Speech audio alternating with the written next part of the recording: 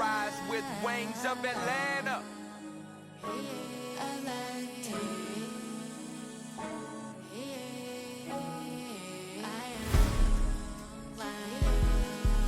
Welcome everyone, this is Nichel Anderson, and I'm your host of my podcast show, Surviving Your Journey Towards Success. Thank you so much for joining me today. How y'all doing? We're going to go ahead and get into this right quick. I want to go ahead and say my prayer. I'm going to change it up a bit. I want to give thanks to the Heavenly Father, Jesus, that has blessed me with my podcast show for now 9 years, y'all, for my purpose journey and to help those to find and keep their joyfulness for their forward moving path. All right. Amen. Let's go ahead and get into this. I want to go ahead and thank you for those that have been following me. Thank you for your support and your good wishes. And I'm very appreciative in that this is be a short episode. I wanted to kind of this when I was thinking of what I want to, focus on for this particular episode of the new year, and happy new year to everyone. This is a new year, something new, something different. How about that? And I wanted to talk about how management can realize that they hired the right one or the wrong one. We're going to focus on how you're going to know when you hired the wrong one, because that's important. Because if you do, it creates a lot of not good things, bad things, right? So let's get into that. And usually I go through a format of my main wisdom point, then I break it down. This is going to be a free form today. It's the first month of the year, and we want to go ahead and just kind of let's relax, because we got 11 more months to go for this year. So let's just focus on the core aspect of it. Let's get started. So I have my top 5. How do you know who you hired is the right fit in your organization or on your team? And number 1 is nobody likes them. They can't stand them. Their attitude, I don't know, we won't say the attitude. They either give off the wrong vibe, or you always hearing so-and-so need to go, or so-and-so is not really listening to me, or the person is actually crying and like, I can't believe you hired this person. I mean, it's something like where it's constant that you get to the point having lunch with your colleague, what have you, and you're just like, nobody likes them. So when that's the issue, particularly that's the main issue, you have to look at ways to how to fix that, because it can't go on or you'll start losing your talent.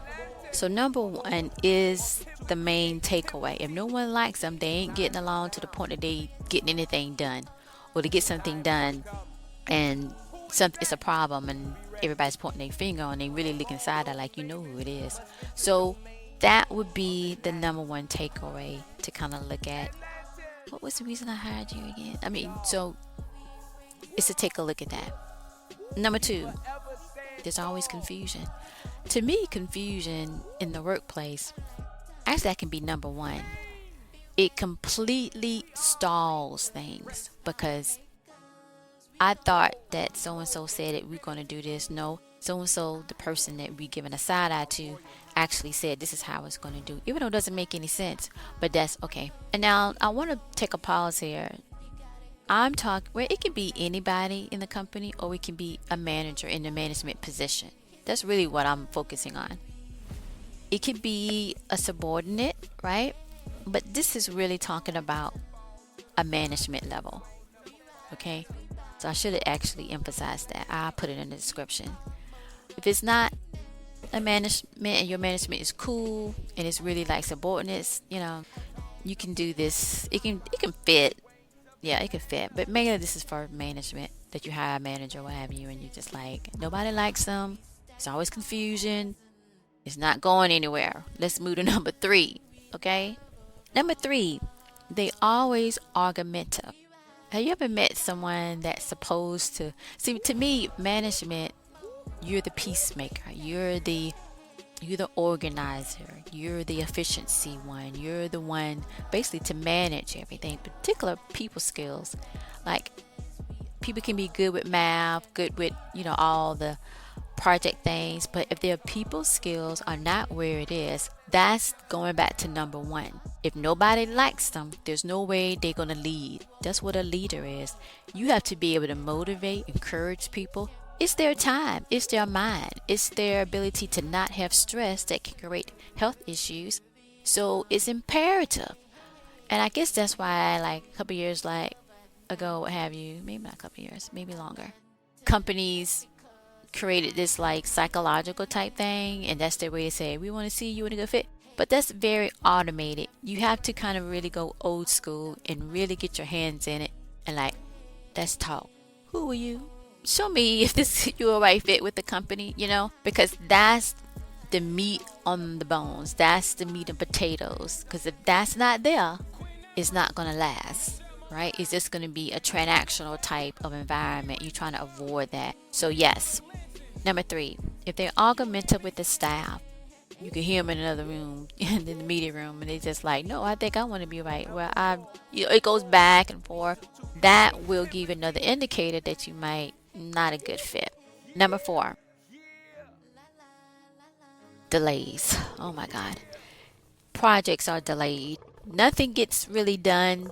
You missing cutoff times where it needs to get done, and it's just constantly slowness, even to the point where the project documentation can't be printed because something always breaking down. That's another thing.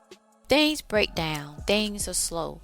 When you have 20 different new software programs, who came up with the idea? The person number one, no one don't like. It is time to understand you hired the wrong one, not the right fit. I'm gonna do another podcast that once you really know that, what do? That's a whole separate time. I need more time to do that. But back to this.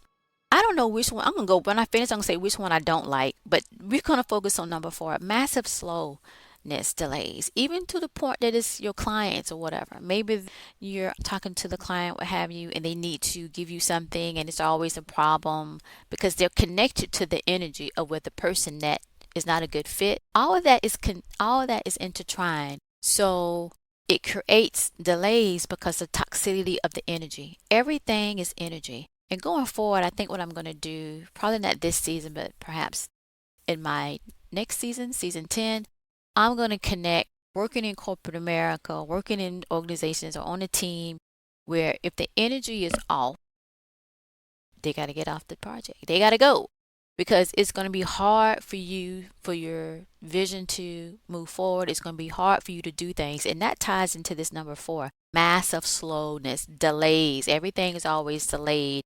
Can't meet the particular cutoff time. Things don't work, particularly if you're trying to go on a Zoom. And not to say something wrong with Zoom, but it's the connection of the energy and no one microphone works and it takes 20 or 30, minutes to get started or what have you.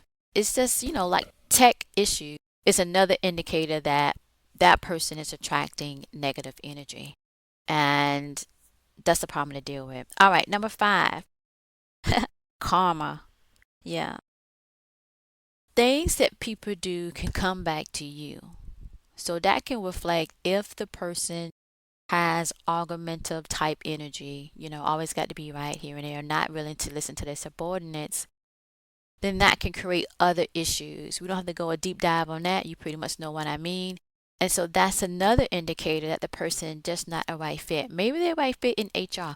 Maybe they're a right fit in research. Whatever it is, the team that you got them on ain't working. So we have to kind of look at that and find a way that we're not giving that return karma back based on that. And that could be anything where the person is over a certain project or department. Bad decisions are made. Decisions are tied to karma to me. And that is a ripple effect either with clients or what have you, or things that needs to be a certain way and it wasn't. And so now it's a ripple effect of that negativity. So those are the five that I would say is letting you know you hired the wrong one for the position, okay?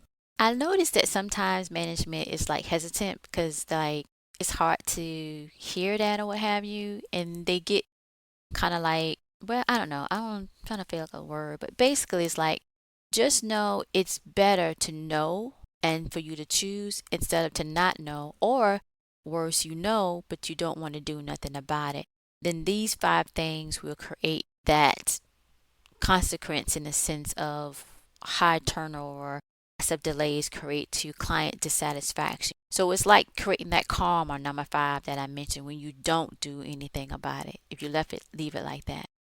All right, so that's that. Now I do have a quick 1, 2, 3. How can you fix it? I am gonna plan to do an episode just talking about how do you fix it once you know. But for right now, we're moving forward. So how do you fix it? Number 1 is the traditional way is having meetings about it, one-on-one, a group. Let's come together. You know, that old traditional way. It still works. Sometimes it is a change. Sometimes it is and it don't last. Sometimes it's nothing and it goes the way, where it end up and there's some separation. Number 2, how you can fix it. You can draw a matrix type, like they do, and they give the employees like feedback and then they grade that and a percentage here, I think sometimes they do that.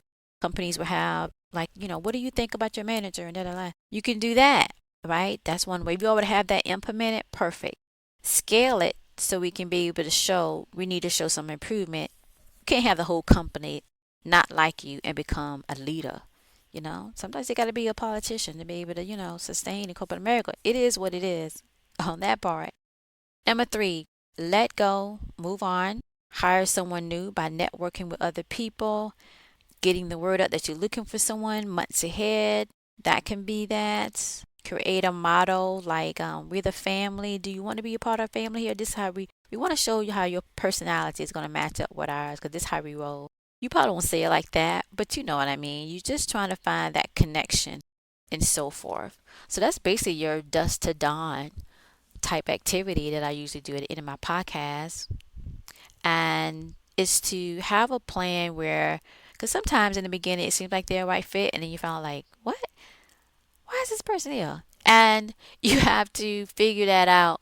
And so creating that helps it. All right. And your motivational takeaway is that this is a journey. It's not easy. Sometimes when you hire someone, it's like a really good fit and they either one take out the mask and they're not, or it just seems that it's like you're on a boat and the water is like cruising the waves, and then all of a sudden you realize it kind of get choppy, and that could be a different current. That could be, bad weather already now is projected and you're in it. Whatever on that part. And it's about understanding if that's something that you want to continue on or that's something that you want to kind of get to the turn to the left or turn to the right to kind of avoid that. And that's the journey. How you understand it and manage it by being calm and relaxed and just knowing the whole objective is the vision and the mission in a happy, positive. Who want to work in a toxic environment? Nobody really does. I don't think the people that does it and keep it up really want to. They just frustrated because they in it and they own misery on that part. But that's the journey, to understand it, to learn it, and to overcome it. It's a wonderful feeling when you're able to motivate and to communicate. This might be a better fit for you over here. How about that? You know what? I've been thinking the same thing. We're on the same page, okay? And that's a good feeling. And then you move forward, you learn from it, and it builds the journey into those meat and potatoes. How about that? All right, y'all, I'm going to go ahead and wrap this up. And I appreciate you for following my podcast show and referring it. And I just want to say thank you so much. And I'll talk to you in the next one.